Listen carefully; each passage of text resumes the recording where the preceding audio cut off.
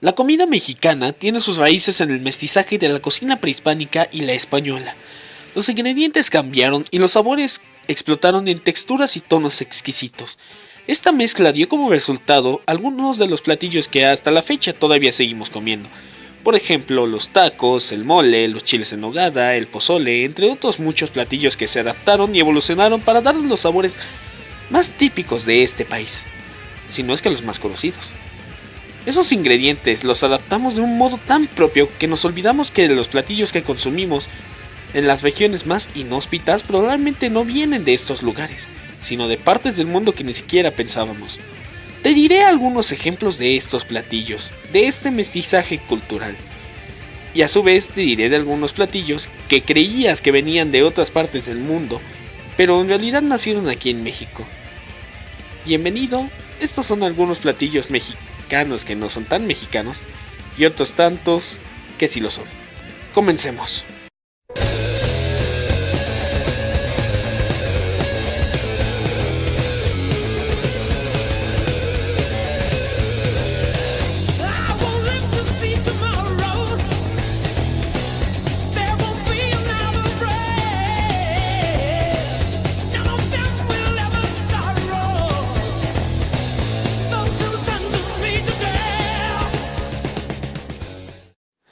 Los churros, tal como los conocemos, comenzaron a consumirse en Cataluña a principios del siglo XIX, pero su origen se remonta a China, donde se consumen unos bollos de masa llamados youtiao. Inserte pinche palabra china escrita con Y aquí, en los que se espolvorea sal en lugar de azúcar. Así que ya saben, chicos, los churros no son de México.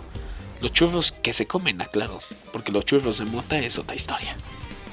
Los tacos al pastor, sí, así como lo escuchaste, los tacos al pastor no son de México. Y eso me duele porque son mis tacos favoritos, la verdad. Pero bueno, continuemos. En realidad, los famosos y populares tacos al pastor vienen de la cocina libanesa.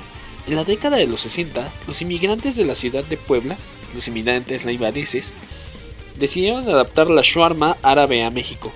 Como el cordero era difícil de conseguir, lo sustituyeron por carne de cerdo y otras especias. También este origen podría remontarse a la cocina griega, un platillo muy parecido a estos dos, llamado gyro. Su cocción es similar: apilar los bisteces debí decir filetes. Apilar los filetes en un eje vertical y cocinarlos a fuego lento mientras se rueda esta carne, por así decirlo. Bueno, continuemos. El agua de horchata. Digo agua porque se tiende a malinterpretar la palabra horchata.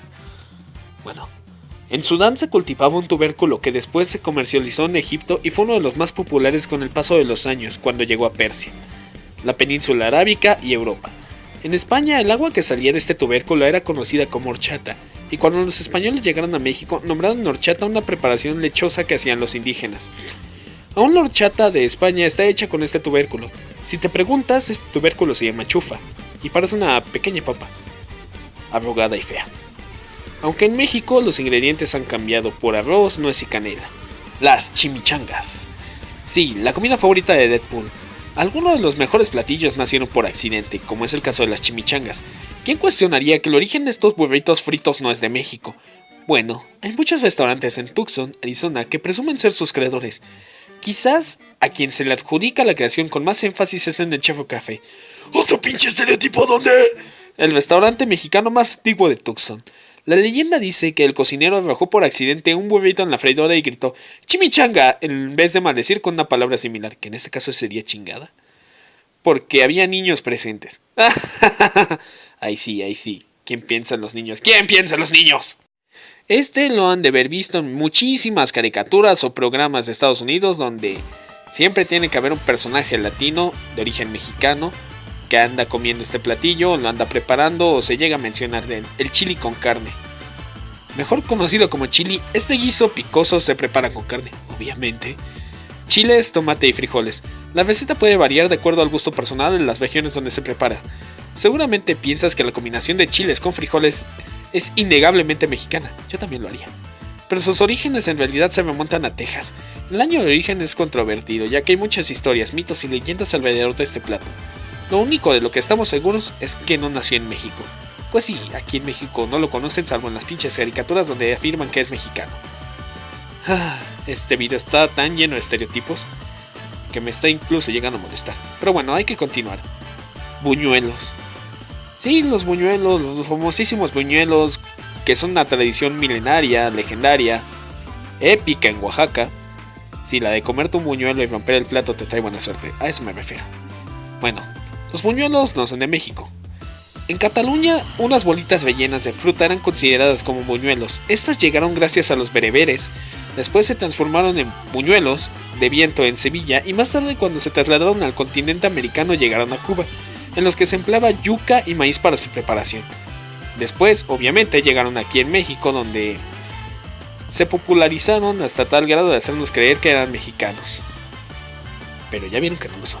Bueno, a partir de este punto dejamos los platillos que creías que eran mexicanos y resultaron que no lo son, para pasar a los que creías que eran extranjeros y terminaron siendo mexicanos. Bien, comencemos. Los burritos. A pesar de que mucha gente de México no los considera mexicanas, sí son mexicanos, precisamente de Ciudad Juárez.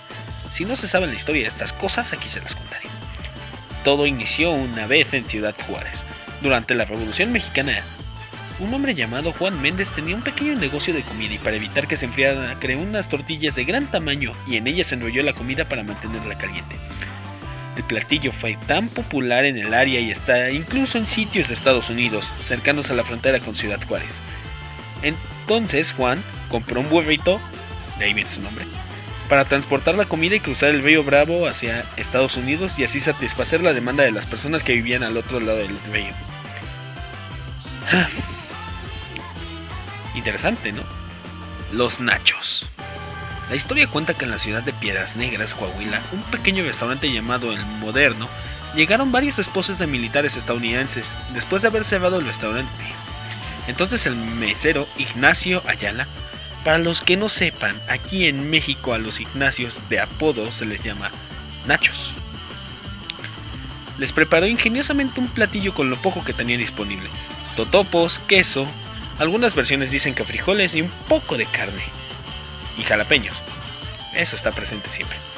La historia de su origen varía en esta ciudad, pero se sabe que una de las personas de la mesa de aquel día preguntó al mesero: ¿cómo se llama el platillo? El mesero respondió con su apodo: Nacho. El platillo fue incrementando su fama, disculpen si me atoro un poco, y simplemente le pusieron el nombre de Nacho. Cuando la gente quería el platillo solo decía: quiero unos nachos. Suculento, ¿no creen?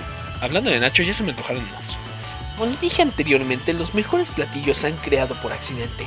Eso sería en el caso de las chimichangas, en el caso de los nachos, y ahora en el caso de la ensalada César, que sí, no es italiana, sí fue hecha por una italiana, pero aquí en México. De hecho, un mexicano italiano. Aquí les va la historia. Fue la creación del mexicano italiano César Cardini, que la creó a base de restos de comida. Un buen día, Cardini quiso invitar a unos amigos a comer, pero no tenía prácticamente nada que ofrecerles. Los amigos le dijeron que no se preocupara y que con un aperitivo bastaba. Básicamente, lo que hizo este señor fue utilizar sobrantes de comida, lechuga cortada en trozos pequeños para hacerla rendir, trozos de pollo, trozos de queso y pan duro. Todo colocado en un tazón y acompañado de crema ácida.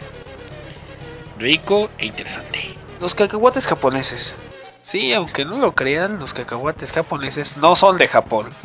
De hecho, creo que en Japón no existe el maní cacahuate, como le llaman en su país. Los cacahuates japoneses fueron inventados por un japonés en México, precisamente en el taller de la Merced. Este señor llamado Yoshihei Nakatani lo creó en un taller del mercado de la Merced. De hecho, la marca de este señor aún no existe, es la famosísima marca Nippon. Y si se pregunta por qué otras marcas comercializan el producto del cacahuate japonés, es porque la comida no se puede patentar. Así que ya saben, si quieren cacahuates estilo japonés, para aclarar, originales, compren de la marca Nippon. Y para finalizar quisiera hablar de un platillo el cual a muchos mexicanos les encanta.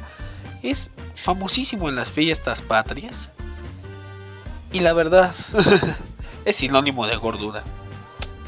El pozole.